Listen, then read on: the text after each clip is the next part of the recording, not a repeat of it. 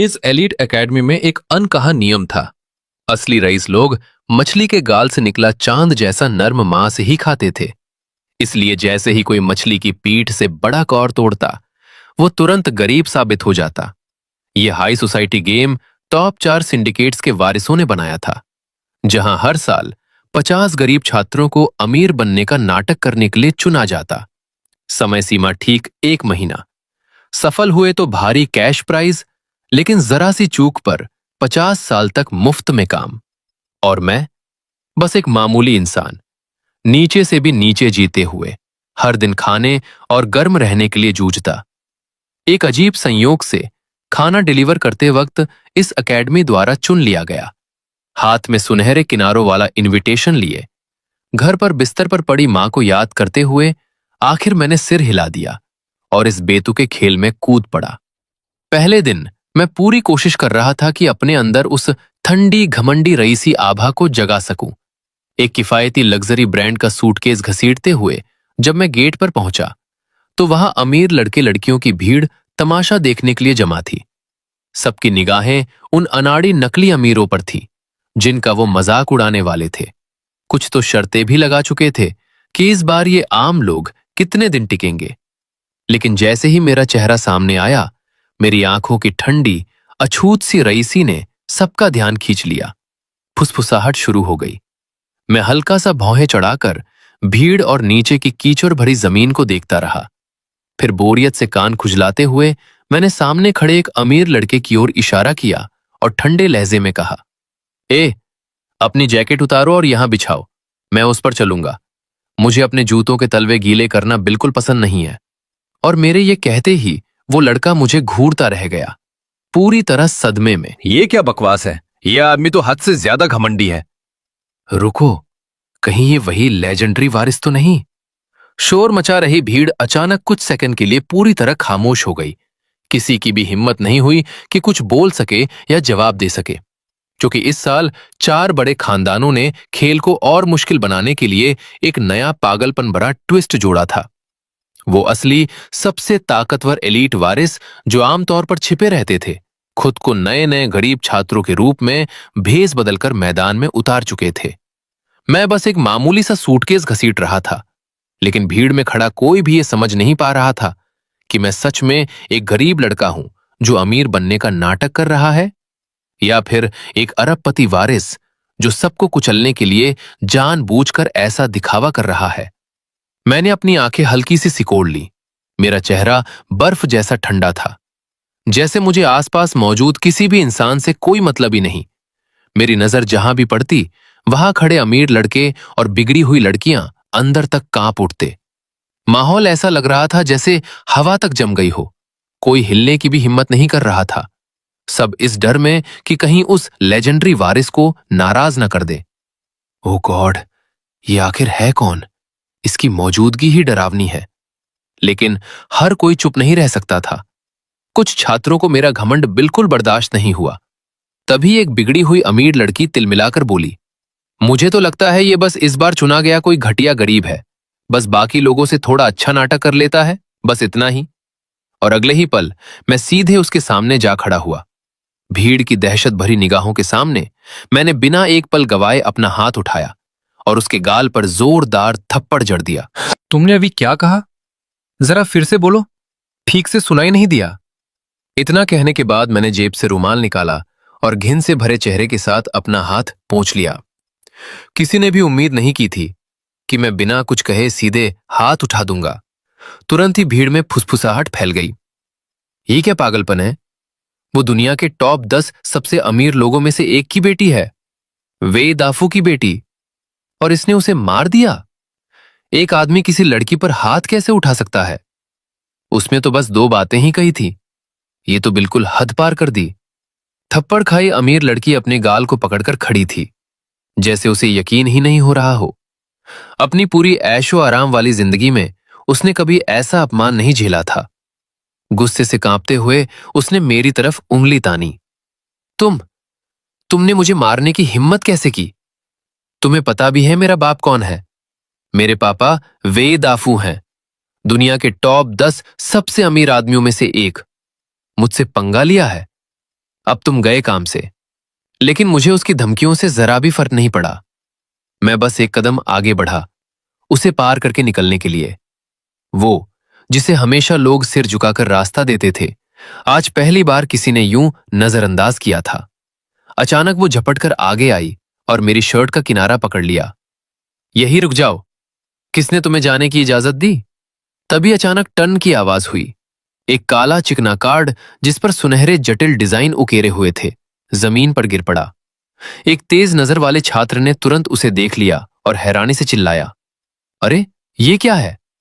सबकी नजरें उसी कार्ड पर टिक गईं। रुको, ये ब्लैक गोल्ड कार्ड है क्या? वही जो पूरी दुनिया में सिर्फ 3 ही हैं। भीड़ में दहशत भरी सांसें गूंज उठीं।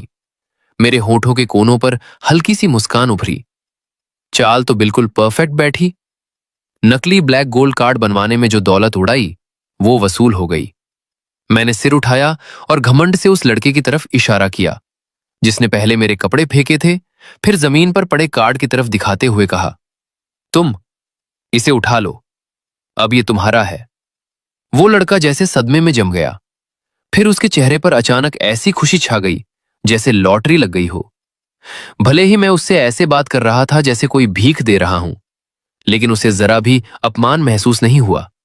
उल्टा वो खुशामदी मुस्कान के साथ दौड़ता हुआ आया, मेरे पैरों के पास से कार्ड उठाया और दोनों हाथों से झुककर मुझे वापस देने लगा।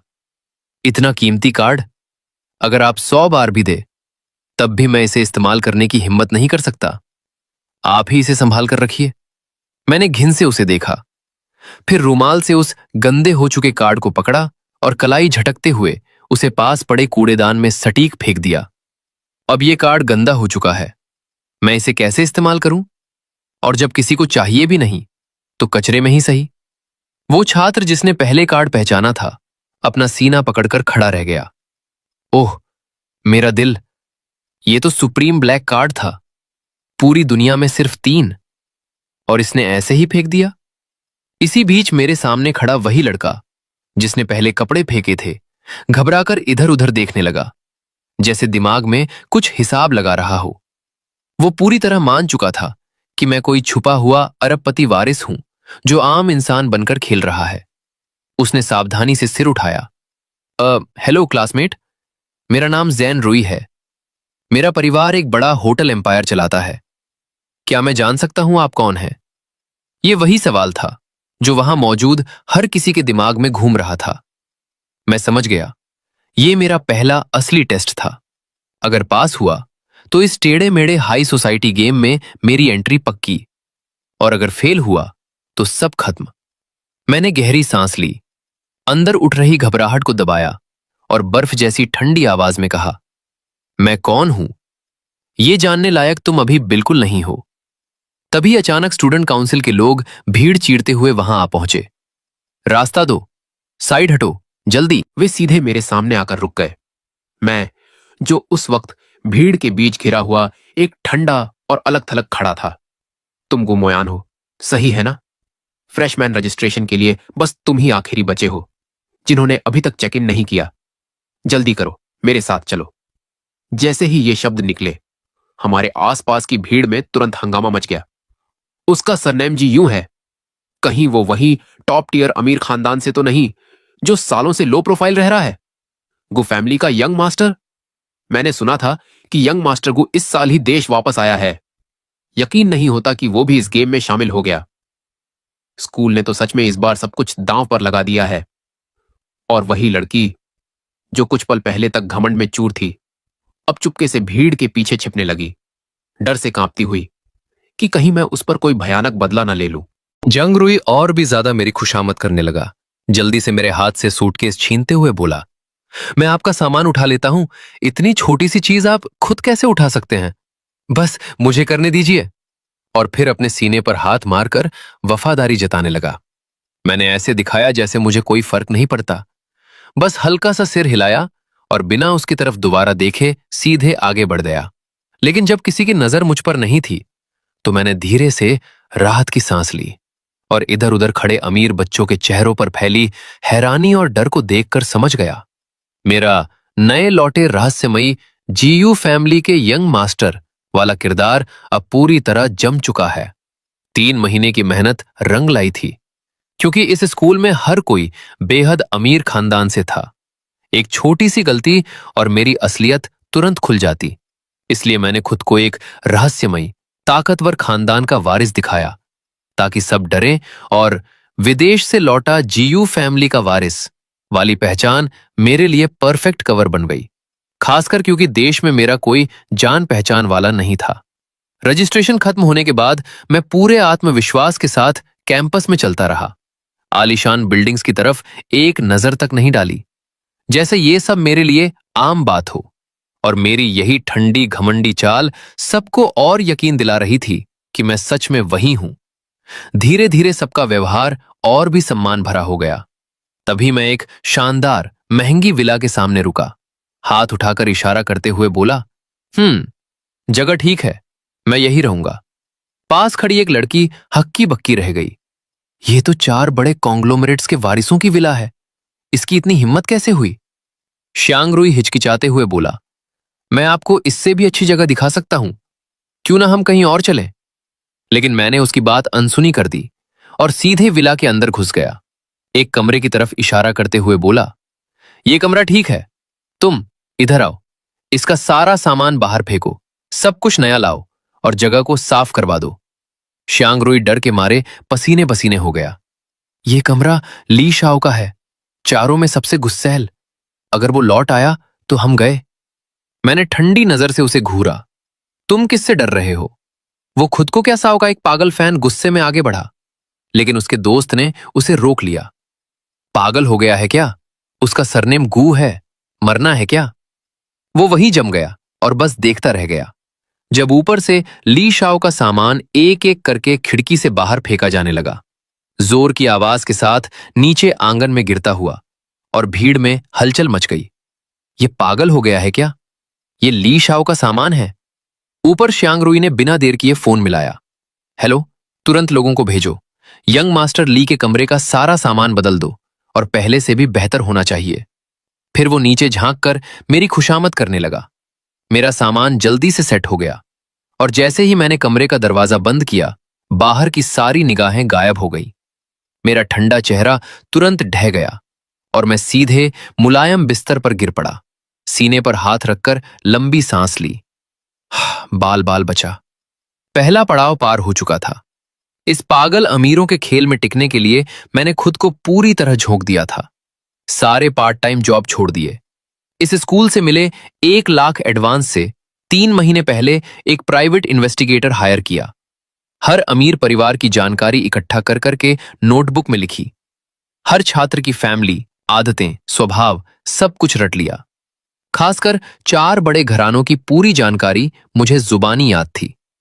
यहां तक कि मैंने एक संदिग्ध ऐप से 10 लाख का लोन भी लिया, क्योंकि मुझे साफ पता था यह खेल मेरे लिए या तो पूरी जीत है या पूरी बर्बादी। हारने का मतलब था जिंदगी भर कर्ज वसूलने वालों से भागना। मैं उठकर जेब से मां की फोटो निकाली।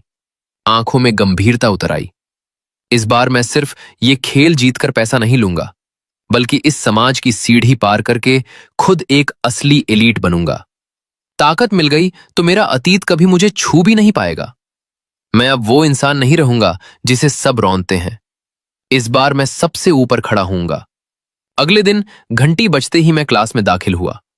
दर्जनों नजरें मुझ पर टिक गईं, लेकिन मैंने सबको नजरअंदाज करते हुए वही ठंडी बेपरवाह चाल बनाए रखी और मेरे पास बैठने वाले सहपाठी जैसे ही मुझे अपनी ओर आते देखे, तुरंत घबराकर अपनी अपनी सीट छोड़कर दूर हट गए।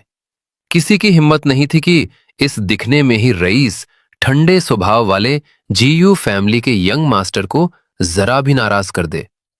भले ही मैंने कुछ खास नहीं किया था, फिर भी पूरी क्लास की जलती हुई नजरें लगातार मुझ पर ही टिकी रहीं।